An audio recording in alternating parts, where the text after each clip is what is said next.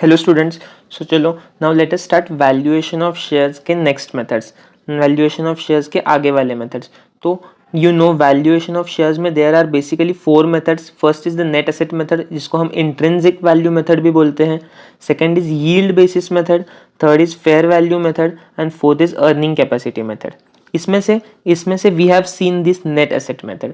Net asset method हमने देखा है, इस पे ऑलरेडी वीडियो अपलोडेड है। At the same time now we have to see yield basis method, this is the second one. Third one, the fair value method and the earnings capacity method. As it is a revision lecture, you already know कि fair value method में sir ज़्यादा कुछ नहीं है। Fair value method में ज़्यादा कुछ नहीं है। फेयर वैल्यू मेथड का आंसर कैसे निकलेगा? Value as per fair value method, value of a share, value of an equity share as per fair value method is nothing but it is average of first method, that is net asset method, that is first method, plus that is average of first method and second method। मैं ऐसे लिख देता हूँ, average of 1 and 2। मतलब अगर आपको question आया कि फेयर वैल्यू मेथड से आंसर निकालो, फेयर वैल्यू मेथड से आंसर निकालो, तो आप कैसे निकालोगे? आप नेट एसेट मेथड से निकालोगे, आप यील्ड बेसिस से निकालोगे और दोनों का जो आएगा ना उसको ऐड करके डिवाइडेड बाय 2 कर दोगे। That is fair value method. So इस पे हम कोई सम नहीं सॉल्व करेंगे अभी। We will not be solving sum on fair value method because solving the sum on fair value method is as good as solving the sum on these two methods, and then afterwards adding both of them and dividing them by 2, you will automatically get the answer of fair value method. So in this revision lecture अभी हम इस पे सम नहीं solve करेंगे। आई hope आपको समझ रहा है। फाइन, आगे देखते हैं। तो अभी now what sir, we are done with net asset method. Net asset method already हुआ है। फेयर वैल्यू मेथड अभी देख लिया जस्ट नाउ। बचा yield basis method and then earnings capacity method, right? तो यील्ड बेसिस मेथड और earnings capacity method में how many things we have? We have example 6, example 7 and example 8 on yield basis method. At the same time here we have example 18 and example 19. तो इसमें से 2-4 example solve करेंगे अभी। See, example 6 and example 7 are similar. Sorry, example 6 and example 8 are similar. 8 थोड़ा अच्छा है तो हम 6 नहीं करेंगे, 6 के अलावा 8 करेंगे। आप 6 solve कर सकते हो घर पे। It is quite easier than 8 as compare with 8। 6 थोड़ा ईजी है तो हम 8 करेंगे एंड 7 सॉल्व करेंगे। तो यहाँ पे हम ये 2 एग्जाम्पल सॉल्व करेंगे, एग्जाम्पल 7, एग्जाम्पल 8। एंड यहाँ पे देखते हैं एग्जाम्पल 18 तो सॉल्व करेंगे, एग्जाम्पल 19 का देखते हैं डिपेंडिंग अपॉन टाइम। फाइन। तो ये see, this is first example, example 6। ये हम नहीं करेंगे, ये आप घर पे कर लो। It is like quite easy. Similar example 8 है, तो एग्जाम्पल 8 अगर कर लिया तो एग्जाम्पल 6 भी आपका हो जाएगा। फाइन, ये स्टार्टिंग विथ एग्जाम्पल 8 स्टार्ट करते हैं। देखो, from the following information, I hope question visible है। From the following information calculate the value of an equity share. Equity share का वैल्यू निकालना है। The average annual profits of the company after depreciation but before tax is 25 lakhs. It is considered necessary to transfer 1,25,000 fine. Before reading the question देखो, एक तो यहाँ पे उन्होंने दिया नहीं है कौन से मेथड से निकालना है। Calculate the value of an equity share, कौन से मेथड से निकालना है पता नहीं सर, पता नहीं ना। इट इज़ लाइक इन्फॉर्मेशन कौन सा दिया है देखो ना।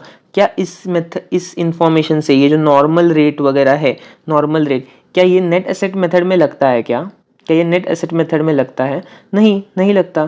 सो ऑब्वियसली वो मेथड नहीं है। It is something based on yield, right? Because हम ये नॉर्मल रेट हमें वहीं पे लगता है। फाइन, सो इट इज, इसमें से आपको ऑटोमेटिकली समझ रहा है कि इसको यील्ड बेसिस चाहिए। ऑब्वियसली अर्निंग कैपेसिटी भी हो सकता है। इट इज़ फाइन, एग्जाम में आपको स्पेसिफिकली दिया होगा, बट आई मीन टू से इस पे ऑब्वियसली नेट एसेट मेथड तो नहीं ना लगेगा। फाइन, तो अभी आगे तो क्वेश्चन रीड करते टाइम समझ लो कि कौन सा method they are expecting. Fine, फिर से रीड करते हैं। The average annual profits of the company after depreciation but before tax, before solving. बताओ यील्ड बेसिस से मेथड कैसे यील्ड बेसिस में हम what are the steps do we follow, मतलब कैसे निकालते हैं आंसर? यू नो कि there are 5 to 6 steps we use to see in class. First is calculation of average profits, पहले एवरेज प्रॉफिट्स निकालते हैं, राइट? देन हम कैपिटल इन्वेस्टेड या फिर basically total the net worth of the assets या फिर net worth of the company वो निकालते हैं। देन एवरेज अर्निंग्स निकालते हैं। एवरेज अर्निंग्स कैसे निकालते हैं? That is basically the average profits divided by the total paid up value, जो कि सेकंड स्टेप में टोटल पेड अप वैल्यू लेते हैं एक्चुअली इक्विटी शेयर्स का, नेटवर्थ नहीं टोटल पेड अप वैल्यू लेते हैं। तो divided by total paid up value किया तो ऑटोमेटिकली आप क्या आ जाएंगे? Average earnings. एवरेज अर्निंग आ जाएंगे। उसको हम कंपेयर करेंगे नॉर्मल अर्निंग्स के साथ, एंड नॉर्मल अर्निंग्स के साथ कंपेयर करके जो रेशियो आएगा उस रेशियो को मल्टीप्लाई करेंगे paid up value of an equity share, single equity share का पेड अप वैल्यू के साथ मल्टीप्लाई करेंगे। एक बार देख लेते हैं, ये फिर से स्टेप्स रिवाइज करेंगे। एक बार सम देख लेते हैं। From the following information calculate the value of an equity share, the average annual profit of the company after depreciation but before tax. Depreciation minus हुआ है बट टैक्स माइनस हुआ है क्या? नहीं हुआ, मतलब this is profit before tax basically, right. तो profit before tax आपको दिया है 25 lakhs। It is considered necessary to transfer 1,25,000 to general reserve. 1,25,000 general reserve को ट्रांसफर करने हैं। अगर प्रॉफिट्स ट्रांसफर हो रहे जनरल रिजर्व में तो क्या ये इक्विटी शेयर होल्डर्स को अभी अवेलेबल है क्या? नहीं है। तो क्या हम इनको कंसिडर करेंगे क्या? नहीं कंसिडर करेंगे, इनको हम डिडक्ट करेंगे, माइनस करेंगे। देन आगे बिफोर डिक्लेयरिंग एनी डिविडेंड ये ट्रांसफर करना है and rate of tax is 50%। तो प्रॉफिट बिफोर टैक्स दिया है तो उसको प्रॉफिट आफ्टर टैक्स में कन्वर्ट करने के लिए रेट ऑफ टैक्स रिक्वायर्ड है। फाइन। आगे नॉर्मल रेट दिया हुआ है, it is 20%। Then subscribe capital is 10,000 14% preference shares of ₹100 each and 2 lakh equity shares of ₹10 each. मतलब इक्विटी शेयर्स भी है एंड प्रेफरेंस शेयर्स भी है, इक्विटी शेयर्स भी है, प्रेफरेंस शेयर्स भी है। प्रेफरेंस शेयर्स है तो क्या होगा? प्रेफरेंस शेयर्स पे यहाँ पे डिविडेंड आ जाएगा ना 14% वाला, तो उतना डिविडेंड प्रेफरेंस शेयर होल्डर्स को जाएगा तो प्रॉफिट अपना कम हो जाएगा अवेलेबल टू इक्विटी शेयर। तो अपना step 1 was always used to calculate earnings attributable to equity shareholders was our first step always, right। तो हम वही निकालेंगे। देखो expected profit 25 lakhs already given है, ये रहा 25 lakhs, राइट। तो 25 lakhs लिख लिया मैंने। अभी ये profit was before depreciation, sorry after depreciation but before tax था। तो बिफोर टैक्स है तो मुझे आफ्टर टैक्स कन्वर्ट करना पड़ेगा, तो मैंने टैक्स लेस कर दिया एट द रेट 50%। पहले टैक्स लेस होगा ना, बाद में रिजर्व को ट्रांसफर होगा। पहले टैक्स लेस होगा because tax is an expense and then reserve is just an appropriation, therefore पहले टैक्स लेस होगा। तो टैक्स कितना किया मैंने? 50% ऑफ दिस 25 lakhs आया 12,50,000, बचा कितना? 12,50,000 बच गया। उसमें से ट्रांसफर किया रिजर्व को, कितना ट्रांसफर किया सर? यहाँ पे दिया है ना 1,25,000 तो 1,25,000 ट्रांसफर किया तो बचा कितना? 12,50,000 माइनस 1,25,000 दैट कम्स टू 11,25,000। ये वाला फिगर 11,25,000। सर ये 11,25,000 प्रॉफिट क्या सारा का सारा इक्विटी शेयर होल्डर्स को जाएगा? नहीं, इक्विटी शेयर होल्डर्स के पहले किसी और को प्रेफरेंस मिलता है, that is preference share holder को कितना जाएगा सर? प्रेफरेंस शेयर्स कितने हैं? देखो 10,000 प्रेफरेंस शेयर्स है, ईच शेयर 100 का है तो 10,000 इंटू 100 और इंटू 14% डिविडेंड है, तो दैट कम्स टू 1,40,000। तो ये 1,40,000 जाएगा प्रेफरेंस शेयर होल्डर्स को। तो ये माइनस कर दूंगा मैं, 11,25,000 माइनस 1,40,000 कम्स टू 9,85,000। ये आया। फाइन, आई होप समझा। ये है earnings available to equity share holders, मतलब इक्विटी शेयर होल्डर्स को प्रॉफिट में से इतना भाग जाएगा, इतना पार्ट जाएगा इक्विटी शेयर होल्डर्स वालों को। फाइन। तो अभी इक्विटी शेयर होल्डर्स को इतना जाएगा, ये प्रॉफिट जाएगा। अभी हम देखते हैं इक्विटी शेयर होल्डर्स का कैपिटल कितना है। तो अभी किससे डिवाइड करेंगे हम उसको? Total paid up value of all equity shares, मैंने बोला था ना total paid up value of equity shares लेना है।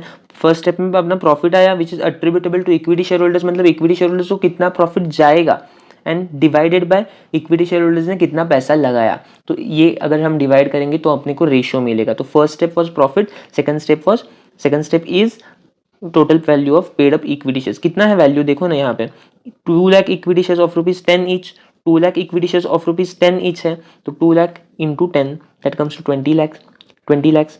ये डिवाइड करने के बाद स्टेप 3 में आ जाएगा अपना एवरेज अर्निंग्स, जहाँ पे हम डिवाइड करेंगे बेसिकली फर्स्ट 9,85,000 यहाँ पे आया था अपना 9,85,000 ये वाला, डिवाइडेड बाय 20 lakhs किया तो मेरा 49.25 आया। करता हूँ 9,85,000 divided by 20 lakhs is equal to 49.25%। तो that means my company is approximately या फिर averagely on an average my company earns a rate of 49.25% returns for equity share holders. At the same time market में rate कितना चल रहा है sir? Market का rate दिया था, क्वेश्चन में दिया था, it was given normal rate of return is 20%, मतलब मार्केट में 20% चल रहा है। मार्केट में इक्विटी शेयर होल्डर्स को 20% रिटर्न्स मिल रहे हैं, पर मेरी कंपनी में 49.25 मिल रहे हैं, मतलब ऑलमोस्ट डबल से भी ज़्यादा, 1.5 टाइम्स से भी, सॉरी 2 टाइम्स से भी ज़्यादा हो रहा है ये, राइट राइट। तो दैट मीन्स मेरा वैल्यू ऑफ इक्विटी शेयर भी उतने टाइम्स होगा कितना?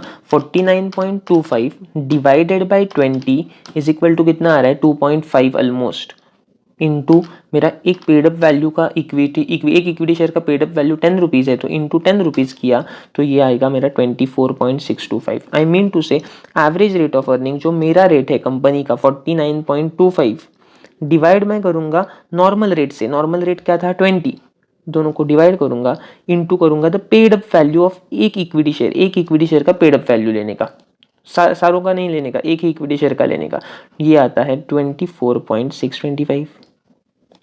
आई मीन टू से this would be my value of equity share. I hope आपको याद आ रहा है कि यील्ड बेसिस में हम ऐसे निकालते थे। फाइन, तो ये रहा क्वेश्चन नंबर 8, ये अपना रहा क्वेश्चन नंबर 8। अभी देखते हैं क्वेश्चन नंबर 7। देखो, ABC limited provides you with following information, annual average annual earnings available to equity share holder, directly available to equity share holders given है कि 11.52 लाख्स में है, फिगर्स लाख्स में है, 11.52 लाख्स इतने इक्विटी शेयर होल्डर्स को मिलते हैं। फाइन, ठीक है, फाइन, मिलते हैं डायरेक्टली एवरेज एप्लीकेबल। तो स्टेप 1 करने का जरूरत है क्या यहाँ पे? नहीं, स्टेप 1 का आंसर ऑलरेडी दिया है सर। फाइन, आगे 5 lakh equity shares of ₹10 each fully paid, मतलब 5 लाख इक्विटी शेयर्स है, हर एक का प्राइस है 10 रुपीज़, तो टोटल हो गए 50 लैक्स ये 50 इट इज इन लैक्स, तो 50 लैक्स हो गई ये। Less calls in arrears at the rate ₹2, मतलब एट द रेट ₹2 पे 2 लाख के कॉल्स एरियर्स है, 2 लाख के कॉल एरियर्स है, तो टोटल बन गया 48 लैक्स, ये क्लास में सम देखा था, यहाँ पे there is in some hidden adjustment है ये। Then normal rate of expectation in same industry is 12%. 12% normal rate of expectation है। Calculate the value of an equity share assuming that the controlling interest is to be transferred, फर्क नहीं पड़ता अपने को, यहाँ पे रिलेवेंस नहीं है ग्रेजुएशन लेवल पे कंट्रोलिंग इंटरेस्ट ट्रांसफर हुआ नहीं हुआ, value of share remains the same. Fine, तो स्टेप वन अपना क्या था? स्टेप्स को लाइक सेम रखने का। Step 1 was average earnings attributable to equity share holders, they are already given 11.52 lakhs, that is given, वैसे का वैसे लिख दिया 11.52 lakhs given, right. Then total paid up value of all equity shares, paid up value कितना है sir? Paid up value देखो ना, 50 is the total value, called up value, but उसमें से 2 lakhs is calls in area, so total paid up value is only 48 lakhs, तो paid up value is 48 lakhs।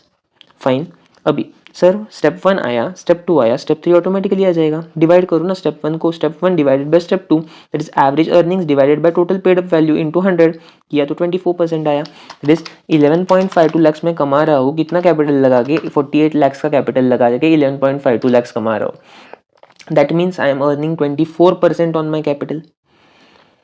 Fine, ठीक है, मैं 24% कर रहा हूँ। नॉर्मल इंडस्ट्री में कितना चल रहा है सर? नॉर्मल इंडस्ट्री में बाकी लोग 12% कमा रहे हैं। ओ, बाकी लोग अगर 12% कमा रहे हैं एंड मैं डबल कमा रहा हूँ, 24% कमा रहा हूँ, तो मेरी शेयर की प्राइस भी तो डबल होनी चाहिए, राइट? मेरे शेयर की प्राइस भी तो डबल होनी चाहिए। सो मेरी नॉर्मल रेट आया in step 4। In step 5 share price becomes value of an equity share is equal to, ये फॉर्मूला लिखना है, कल भी बोला था फॉर्मूला लिखना है इन अदर वीडियो, यहाँ पे भी फॉर्मूला लिखना है, average rate of earnings divided by normal rate into paid up value, that is step, basically average rate of earnings was step 3 divided by step 4 into paid up value, step 3 divided by step 4 into paid up value.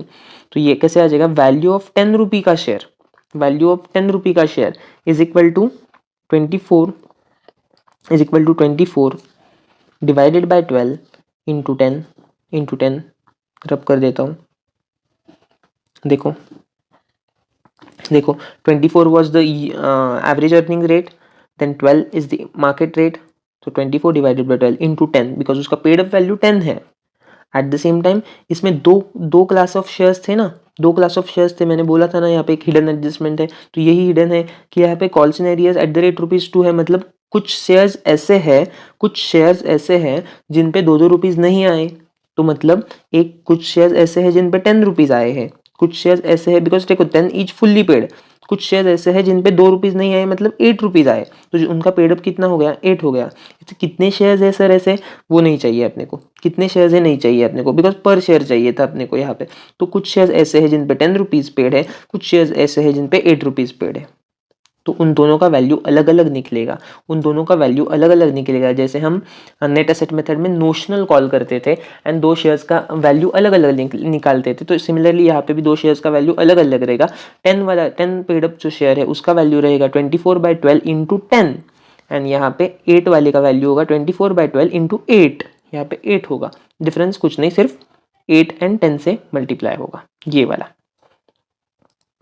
Fine, I hope आपको समझा है। ये वाला 10 और 8 यहाँ पे सिर्फ difference आएगा, बाकी सब सेम रहेगा, तो इसका वैल्यू आया 20, इसका वैल्यू आया 16, 2 वैल्यूज निकालने हैं। फाइन, आई होप आपको समझा है, आई होप आपको क्वेश्चन नंबर 7 भी समझा है। फाइन, अभी हमने देखा था सबसे स्टार्टिंग में कि we have 3 sums on this, ये 6th वाला आप कर लो, 7 हमने कर लिया, 8 हमने कर लिया, तो ये मेथड भी हो गया। अभी बचा अर्निंग कैपेसिटी मेथड, ये भी क्लास में सिखाया है, सारे मेथड्स क्लास में सिखाए हैं, तो इसमें हम 2 सम से एग्जाम्पल 18, एग्जाम्पल 19, एग्जाम्पल 18 सॉल्व कर लेते हैं, लेट मी सी, यस यहाँ पे है, from the following particulars calculate the value of an equity share of ₹10 under earnings capacity method specifically बोला है normal rate of return is given 10% and यहाँ पे प्रॉफिट्स दिए है, कैपिटल एम्प्लॉयड दिया है, ईयर्स दिए हैं। If you remember earnings capacity method में हम क्या करते थे, अर्निंग्स कैपेसिटी मेथड में हमें प्रॉफिट अलग लेना पड़ता था। हम अभी यील्ड बेसिस में कौन सा प्रॉफिट लेते थे, हम लेते थे earnings available to equity share holders. जो इक्विटी शेयर होल्डर्स को अभी के सामने हमने किया ना, हमने क्या क्या माइनस किया, टैक्स माइनस किया सर, हमने और क्या माइनस किया, जनरल रिजर्व में कुछ ट्रांसफर किया तो वो माइनस किया, और क्या माइनस किया, हमने प्रेफरेंस वालों का डिविडेंड भी माइनस किया, सारी चीज़ें माइनस किए। बट क्या हम यहाँ पे वैसे करेंगे क्या, यहाँ पे क्या हमें ये profit attributable to equity share holder चाहिए, नहीं, हमें वो प्रॉफिट नहीं चाहिए। In this method that's the only different thing, ये हमें एग्जाम्पल 19 में समझ में आ जाएगा, 18 में डायरेक्टली ये जो प्रॉफिट आफ्टर टैक्स है ना, उसी को कंसिडर कर लो, वही प्रॉफिट गिवन है। फाइन, उसी को कंसिडर कर लो, वही प्रॉफिट हमें चाहिए इसमें, बिकॉज बाकी कुछ डिटेल्स दिए ही नहीं है, ना टैक्स के दिए, ना प्रेफरेंस डिविडेंड के दिए, ना इंटरेस्ट का कुछ दिया, तो यहाँ पे इग्नोर कर लो। यहाँ पे the same profit would be the profit which you have to consider. Fine, आगे देख लेते हैं। तो अभी हमने इसमें अप्रोच क्या था, if you remember we use to divide the profit by the capital employed so as to compute the rate of return निकालते थे हम यहाँ पे, rate of return that is profit after tax divided by the capital employed, like first और हर एक साल के लिए अलग अलग निकालता था मैं। It was like 96,000 divided by 6 lakh, कितना आया, 16% आया सर। फाइन, 16% आया। सेकंड 1,40,000 डिवाइडेड बाय 7 लाख, कितना आया सर, 20% आया। फाइन, देन आगे 2,20,000 divided by 10 lakh, that is equal to 22% आया सर। एंड लास्ट वाला 3,50,000 divided by 14 lakh equals to 25%, ये आया। तो हम ऐसे रिटर्न्स के रेशियोज निकालते थे, यहाँ पे देखो, यहाँ पे भी किया है, rate of earnings is equal to profit earn divided by capital employed, formula लिखना है, एक बार लिखना है, अभी 4 बार कर रहे हो ना, तो एक बार तो एटलीस्ट लिखना है, आगे कंटिन्यूस सेम साइमल्टेनियस करना है।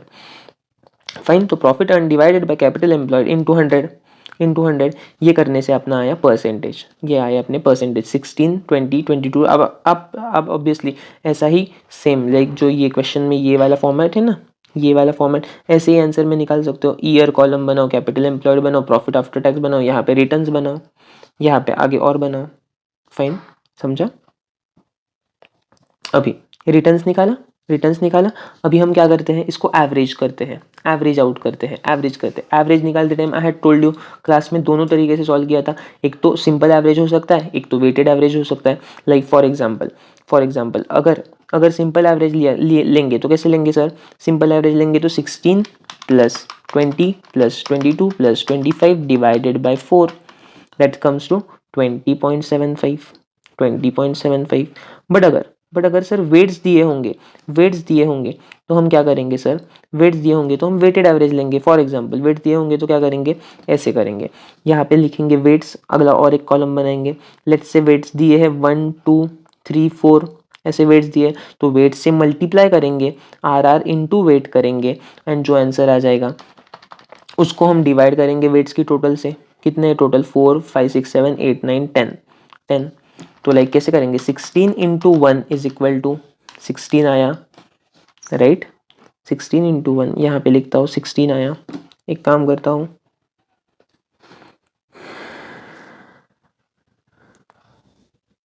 ये वेट्स थोड़े यहाँ पे ले लिया मैंने, यहाँ पे करता हूँ। देखो 16 इंटू 1,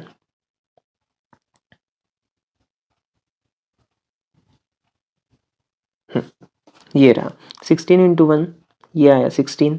20 इंटू 2, ये आया 40। Then 22 into 3, this comes to 66, and 25 into 4 comes to 100।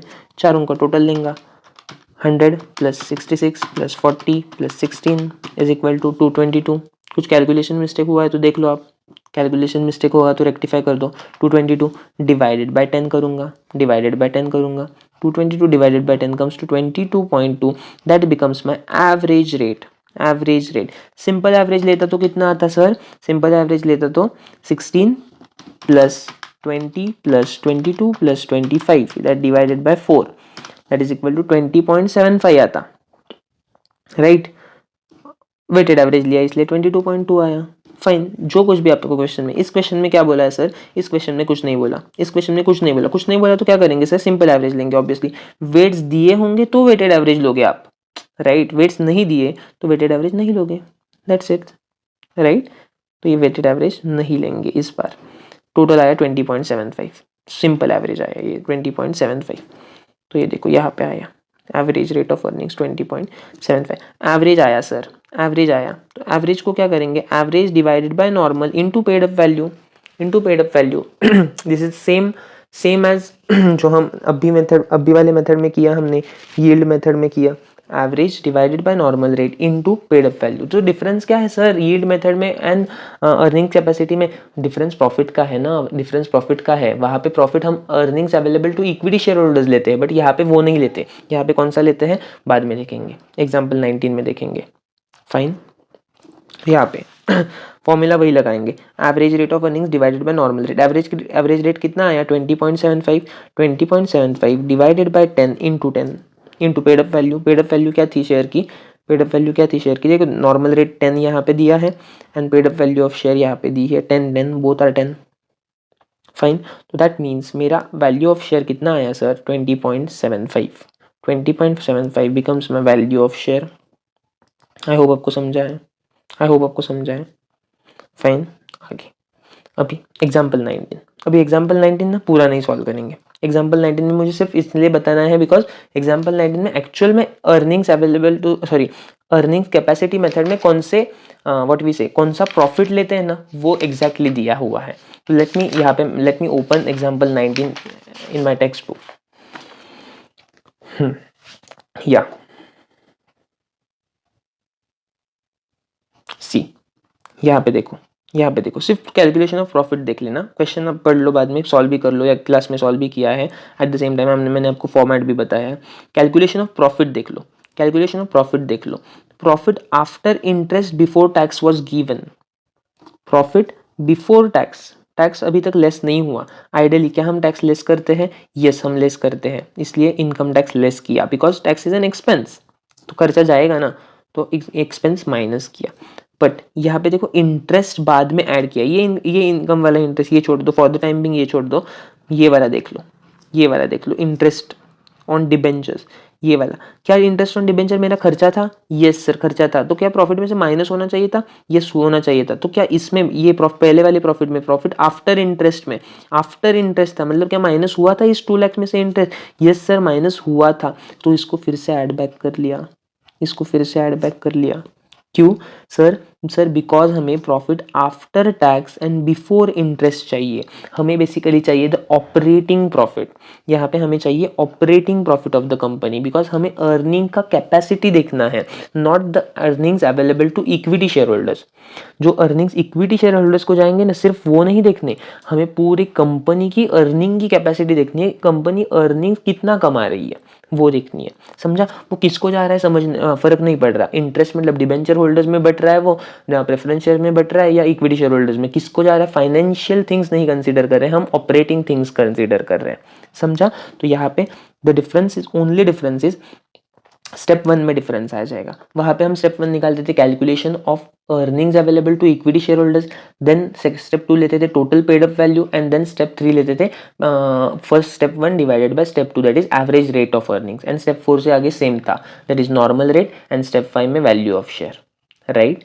यहाँ पे भी सेम स्टेप्स रहेंगे, सिर्फ फर्स्ट स्टेप चेंज होगा, calculation of earnings attributable to equity share नहीं होगा, अभी यहाँ पे होगा calculation of profit after tax, calculation of profit after tax but before interest, ये प्रॉफिट चाहिए हमें, तो ये निकालना है। तो देखना है कौन सा दिया है, अगर प्रॉफिट आफ्टर टैक्स दिया है तो फाइन, आफ्टर टैक्स है तो कुछ टैक्स माइनस करने की जरूरत नहीं। प्रॉफिट बिफोर टैक्स दिया है तो पहले टैक्स माइनस करो, फिर इंटरेस्ट ऐड कर दो। समझ रहे हो? तो जो दिया है उस पे ऊपर डिपेंड होगा। For example earnings available to attributable to equity share directly वो वाला दिया है तो आपको डिविडेंड वगैरह भी प्लस करना पड़ेगा, बैक मतलब बैकवर्ड कैलकुलेशन करना पड़ेगा, एंड देन ये प्रॉफिट निकलेगा। प्रॉफिट निकलने के बाद आगे वाले स्टेप सेम रहेंगे, लाइक फॉर एग्जाम्पल स्टेप 2 क्या था? Step 2 was calculation of total paid up value. यहाँ पे दी है क्या? अगर यहाँ पे दी है तो फाइन, और एल्स यहाँ पे रिवैल्यूएशन है कुछ, यहाँ पे रिवैल्यूएशन भी है कुछ, ये देखो ये वाला स्टॉक का रिवैल्यूएशन है, तो ये सारे एडजस्टमेंट्स करने पड़ेंगे ऑब्वियसली। आपको पता है नेट एसेट मेथड में भी तो करते थे आप, ये देखो ना फिक्स्ड एसेट स्टॉक ये सारा किया, एंड नेट कैपिटल एम्प्लॉयड का निकाला उन्होंने।